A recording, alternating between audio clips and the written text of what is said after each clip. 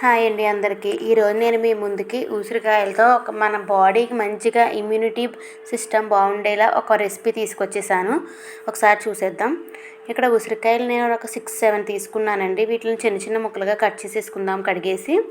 ఇందులో మనం హనీ వేసేసుకుందాం. హనీలో మనకి ముక్కలు ములిగేలా వేసుకోవాలి. చూడండి, ఈ విధంగా ముక్కలు ములగాలండి. చిన్న చిన్న ముక్కల్ని ఇలా కట్ చేసుకున్నాం కదా, ఇంట్లో వేసేద్దాం అన్నీ కూడా. ఈ ఉసిరికాయ ముక్కలు చిన్న చిన్నగా కట్ చేసేసి హనీలో మునిగేలా వేసేసుకుని ఇలా వేసేసుకుందాము. మనకి ఇక్కడ మిరియాల పొడి తీసుకుందాము. కొంచెం ఇందులోకి సరిపడంత మిరియాల పొడి కూడా వేసేసుకుని బాగా కలిపేసుకుందాం.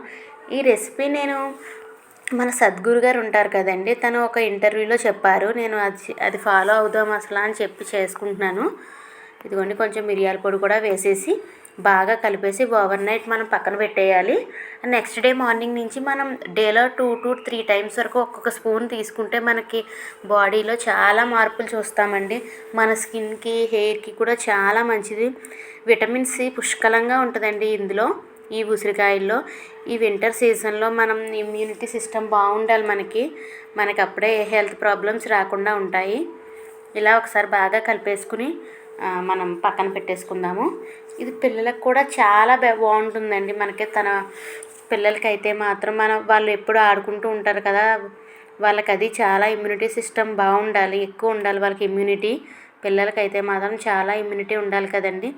విటమిన్ సి ఉంటుంది, మన డైజెషన్ కూడా చాలా బాగుంటుందండి, చాలా ఇంప్రూవ్ అవుతుంది. ఒకసారి మీరు కూడా ట్రై చేసి నాకు చెప్పండి ఎలా ఉందో. బాయ్.